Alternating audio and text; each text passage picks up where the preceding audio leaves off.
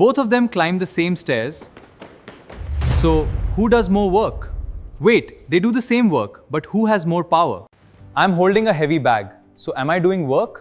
I'm using force, but the bag isn't moving. Imagine I push a wall with a force of 500 newtons. Am I applying a force? In physics, no displacement means zero work done. Students, जैसे कि last lectures में हमने बार बार एक बात की थी और वो बार बार हमने बात की थी फोर्स की। हम किसी भी बॉडी के ऊपर फोर्स अप्लाई करते हैं तो या तो वो डिस्प्लेस होता है या वो डायरेक्शन चेंज करता है and something. But in reality आपको जब फोर्स अप्लाई करनी है यू नीड सम एनर्जी। आपको फोर्स अप्लाई करने के लिए ताकत चाहिए। उस ताकत को हम इंग्लिश में नाम देते हैं, उसको क्या नाम देते हैं? एनर्जी। सो बेटा, energy is something that allows you to apply force. वो एनर्जी कम हो सकती है, ज्यादा हो सकती है, इट डिपेंड्स। तो बेसिकली एनर्जी एक सोर्स है जिसके थ्रू आप क्या करते हो? फोर्स अप्लाई करते हो। तो बेटा हमारी अर्थ के ऊपर एनर्जी जो है ना वो डिफरेंट फॉर्म्स में हमारे सामने आती है। उनमें से कुछ को हम नाम देते हैं रिन्यूएबल और कुछ हमारी एनर्जी सोर्सेज जो है ना वो है नॉन रिन्यूएबल। तो बेटा रिन्यूएबल वो एनर्जी सोर्सेज हैं जो हम बार बार यूज कर सकते हैं, sources that can be reused. Okay, वो तमाम सोर्सेज जिनको हम दोबारा यूज कर सकते हैं। For example, energy from the sun can be used again, energy from water और एनर्जी फ्रॉम विंड। ये वही चीजें हैं जिसे हम बार बार यूज करके एनर्जी हासिल कर सकते हैं। But on the other side कुछ ऐसे सोर्सेज हैं जिनको हम can be used once only, सिर्फ एक दफा यूज किया जा सकता है। फॉर एग्जाम्पल, कोल हम एक ही दफा यूज कर सकते हैं। पेट्रोल एक दफा बाइक में डाल दिया 12 लीटर, वो खत्म हो गया तो बस हो गया, फिर नया डालना पड़ता है। सो पेट्रोल, इसके अलावा और बहुत सारे सोर्सेज हैं। Next thing we need to discuss is बेटा टाइप्स ऑफ एनर्जी। और जो टाइप्स हम पढ़ेंगे उनमें एक है बेटा kinetic energy and second type we need to study is potential energy. अब बेटा दोनों को साथ साथ लेकर चलूंगा because they are more easy. Okay students, what is kinetic energy? The energy due to the motion of body. Due to the motion of the body जो energy है किसी बॉडी के पास, उसे हम काइनेटिक एनर्जी कहते हैं। इसका मतलब क्या है कि एक car moving on the road has kinetic energy. एक कार जो कि रोड के ऊपर मूव कर रही है उसके पास क्या है? Kinetic energy. On the other hand potential energy, the energy possessed by a body due to what? Position of body. If a body is changing its position, it has potential energy. For example, a rocket is moving upward, ठीक है? So it will have kinetic energy, but also it has the potential energy, and that potential energy is due to gravity. इसके पास जो potential energy है वो gravity की वजह से, तो इसलिए हम इसको कहेंगे ग्रेविटेशनल पोटेंशियल एनर्जी। ठीक है, तो बेटा किसी भी बॉडी के पास दो टाइप्स की एनर्जी होती है, एक को हम नाम देते हैं काइनेटिक एनर्जी और दूसरी पोटेंशियल एनर्जी है। जो ड्यू टू मोशन एनर्जी आएगी वो काइनेटिक एनर्जी होगी और पोजीशन के चेंज की वजह से जो एनर्जी क्रिएट होगी उसे हम पोटेंशियल एनर्जी बोलेंगे। And the other thing you have to remember बेटा कि on the surface of earth, जब हम अर्थ को टच कर रहे होंगे, we will say the body has maximum kinetic energy. Kinetic energy will be maximum.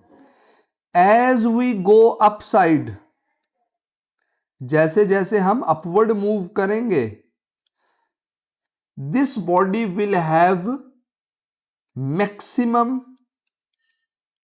Potential energy, okay, and that energy is due to gravity right now, तो हम इसे क्या कहेंगे, ग्रेविटेशनल पोटेंशियल एनर्जी। अब बेटा यहां पे आपने ध्यान रखना है एक चीज, जितनी amount of kinetic energy upward जाते हुए कम होगी, उतनी ही amount of potential energy increase होगी। और ऑन द अदर साइड, जब कोई बॉडी, आप किसी पत्थर को जमीन से उठा के अपवर्ड लेकर जा रहे हैं, जितना काइनेटिक एनर्जी उसका कम होता जा रहा है, एग्जैक्टली उतना ही उसका पोटेंशियल एनर्जी बढ़ता जा रहा है। और वही पत्थर को जब आप थ्रो करोगे किसी हाइट से, तो जितना पोटेंशियल एनर्जी नीचे आते हुए कम हो रहा है, उतनी काइनेटिक एनर्जी क्या होती जाएगी, उस पॉइंट पर बढ़ती जाएगी। For example there are 2 points, एक ये पॉइंट है जहां पे ग्राउंड है, इधर काइनेटिक एनर्जी मैक्सिमम है, और दूसरा अपवर्ड एक पॉइंट दे दिया ये वाला, जहां पे मैंने आपको क्या दिया, पोटेंशियल एनर्जी मैक्सिमम है। इनके हाफ वे जितना पोटेंशियल एनर्जी है, उतनी ही क्या है, काइनेटिक एनर्जी होगी। इससे अबव पोटेंशियल एनर्जी ज्यादा, काइनेटिक एनर्जी कम होगी, और इससे डाउनवर्ड पोटेंशियल एनर्जी कम और काइनेटिक एनर्जी क्या होगी, ज्यादा होगी। तो ये मैं कहूंगा यहां पे कि the change in kinetic energy will always be equal to change in potential energy. इसको हम ग्रेविटेशनल पोटेंशियल एनर्जी बोल देते हैं, ठीक है। तो ये आपके फॉर्मूले में यूज होगा। अब हमें चाहिए फॉर्मूला, काइनेटिक एनर्जी का फॉर्मूला क्या है और पोटेंशियल एनर्जी का फॉर्मूला क्या है। बेटा जब आप काइनेटिक एनर्जी की बात करें तो मैंने मोशन की बात की है। मोशन का मतलब है किसी बॉडी की वेलोसिटी या speed. So kinetic energy is equals to the half of m into v square, velocity या speed का square. But on the other hand, the potential energy is because of the height position in the gravitational field. So it will depend on gravity and height, mgh. आपने ये दोनों फॉर्मूले याद रखने हैं कि काइनेटिक एनर्जी का फॉर्मूला है हाफ एम वी स्क्वायर और पोटेंशियल एनर्जी का फॉर्मूला है mgh। और इन दैट केस के जब चेंज इन काइनेटिक एनर्जी और change in potential energy same होंगे, तो आपने क्या करना है कि 1/2 mv square will always be equal to mgh। And if I cancel those, mathematics you know better, so 1/2 v square is equal to gh. So you can find velocity if you have gravity and height, and if you have the velocity and gravity you can find the height of the object, ठीक है। So next, आपको इन equations के साथ खेलना आना चाहिए। आपने जब किसी बॉडी के ऊपर फोर्स अप्लाई करनी है तो आपको एनर्जी चाहिए, and once you have that energy, जब आपके पास वो एनर्जी आ जाती है तो आप क्या करेंगे। For example, this is the box. You have the energy right now, so you will apply force on that object. जब आप बेटा इसके ऊपर फोर्स अप्लाई करोगे इन द डायरेक्शन, ये मैंने आपको डायरेक्शन दे दी, इस डायरेक्शन में जब आप फोर्स अप्लाई करोगे बेटा, ये बॉडी जो है ना मूव करेगी, और मूव करके किसी दूसरे पॉइंट के ऊपर the body will move and will cover some distance. जब आपने फोर्स अप्लाई की, उसी फोर्स की डायरेक्शन में बॉडी ने क्या कवर किया, डिस्टेंस कवर कर लिया, ठीक है।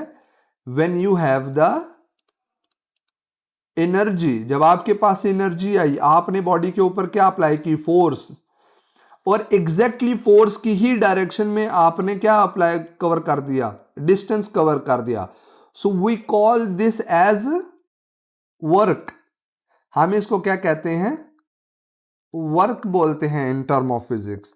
सो for to define the work we say that when a force is applied on a body, it will cover some distance in the direction of force. अगर आपने फोर्स अप्लाई की किसी body के ऊपर and that body has covered some distance in that direction, so you will say that the body has done the work. Body ने work done किया है, ठीक है, बॉडी ने काम किया है. अगर ये डिस्टेंस जीरो हुआ, आप बेशक 10,000 न्यूटन की फोर्स अप्लाई करते रहे, लेकिन अगर ये डिस्टेंस जीरो हुआ, this work done will be zero.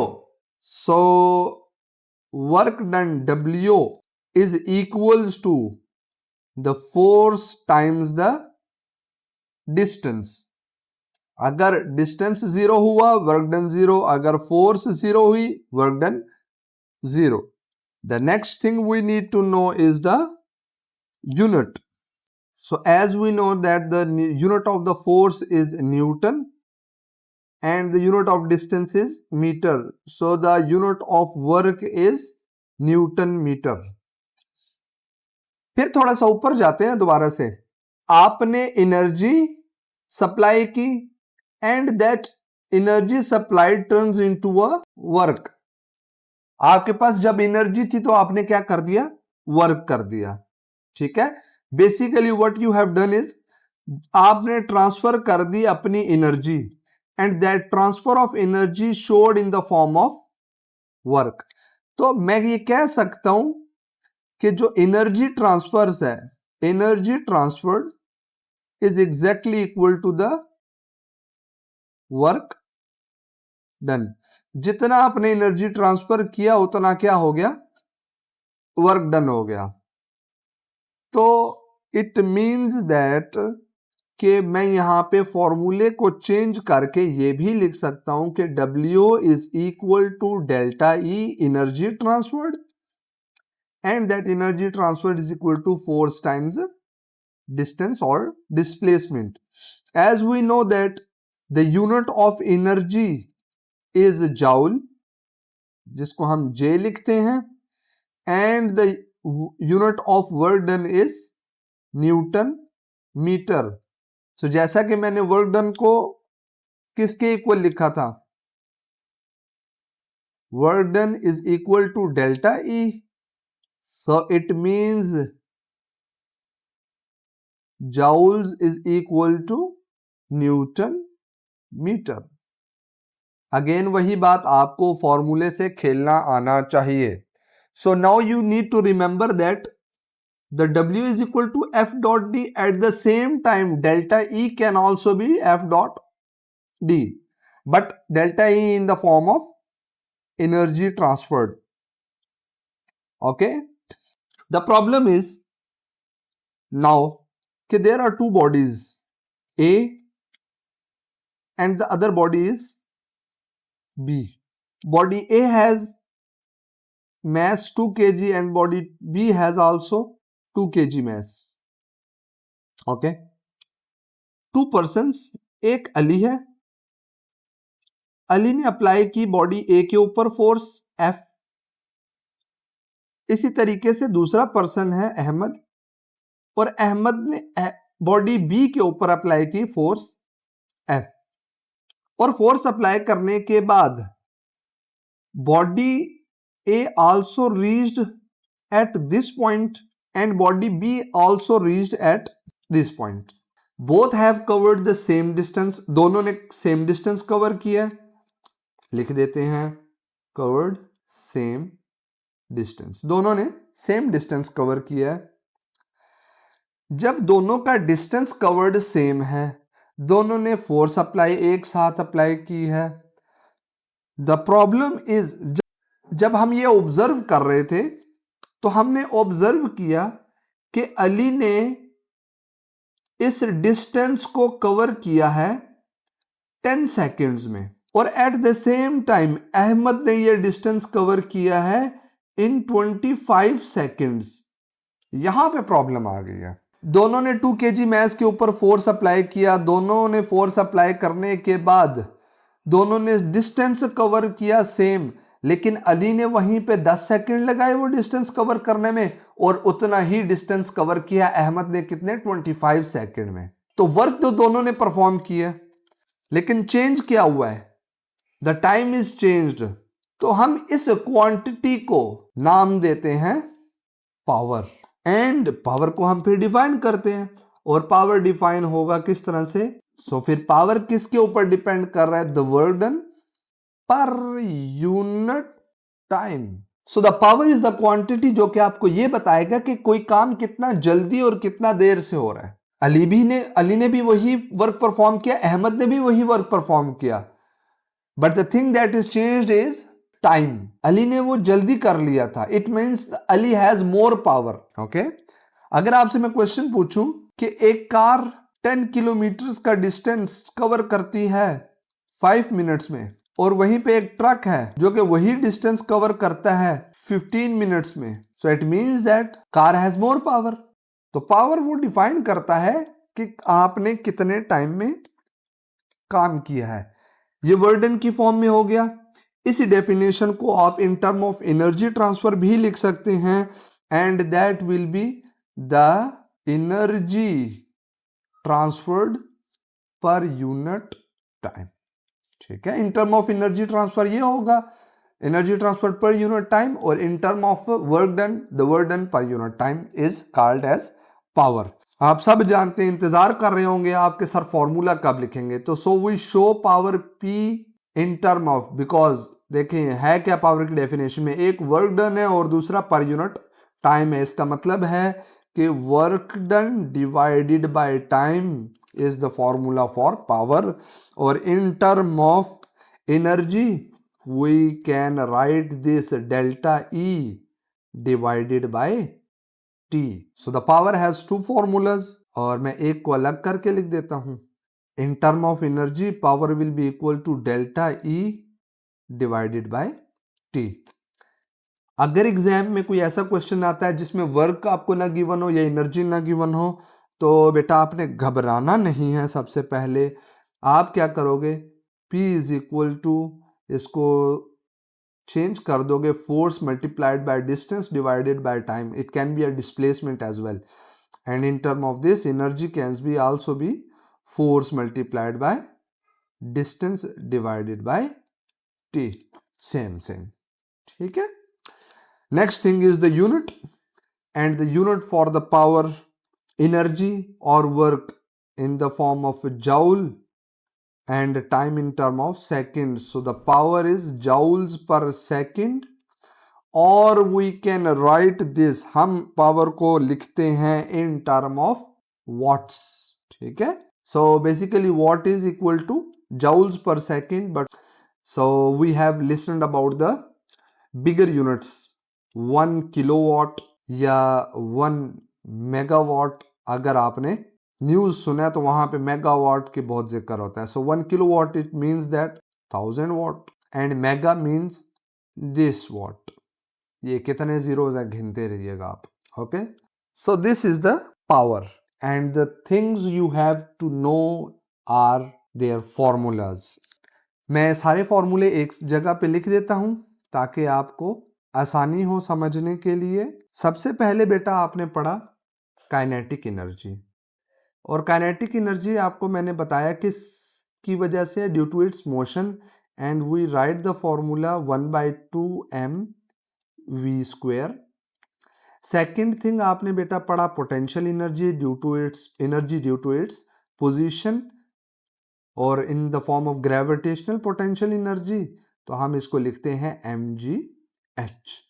And third हमने कहा था कि जब हाइट पे मूव कर रहे होंगे या अप एंड डाउन मूव कर रहे होंगे, तो इस टाइम पे kinetic energy ½ mv² will always be equal to potential energy that is mgh। अच्छा, उसके बाद नेक्स्ट थिंग बेटा आपने पढ़ी, एनर्जी के बाद आपने वर्क पढ़ा। So the work shown by W, और इस W का फॉर्मूला क्या था, F मल्टीप्लाइड बाय D। इसी तरीके से इसको हमने कन्वर्ट किया था एनर्जी में, and energy is also equal to work, और फॉर्मूला सेम रहेगा। फिर उसके बाद बेटा हमने पढ़ा पावर। पावर को हम शो कर रहे थे P से, P is equal to work done divided by time, and in term of energy, power is equal to energy transferred divided by time. और फिर उसके बाद हमने यूनिट्स पढ़ी. यूनिट ऑफ काइनेटिक एनर्जी मतलब एनर्जी का यूनिट इज क्या है? Joules. Okay. Unit of work is newton metre, will be equal to joule as well. और फिर उसके बाद हमने थर्ड चीज पढ़ी पावर, और पावर की यूनिट हमने लिखी थी वॉट. तो ये बेटा 3 चीज़ें आपने याद रखनी है और एग्जाम पॉइंट ऑफ व्यू से ये तीनों चीज़ें बहुत ज़्यादा इंपॉर्टेंट है. But the main thing is you have to know how to play with the formulas. आपको फॉर्मूले के साथ खेलना आना चाहिए. कब कौन सा फॉर्मूला किधर शिफ्ट करना है, किस में क्या पुट करना है, ये सारी चीज़ें आपको आनी चाहिए. बेटा शॉर्ट लेक्चर था वर्क पावर एनर्जी, क्योंकि इसके बेसिक्स आप पहले से ही जानते थे इसलिए मैंने तेजी से इसको कवर किया है. नेक्स्ट बेटा इंशाल्लाह हम डिस्कस करेंगे sources of energy and the things related to the energy. Renewable कौन से हैं, नॉन रिन्यूएबल, उनको डिटेल में पढ़ेंगे. तब तक के लिए मुझे दीजिए इजाज़त. अल्लाह हाफिज़.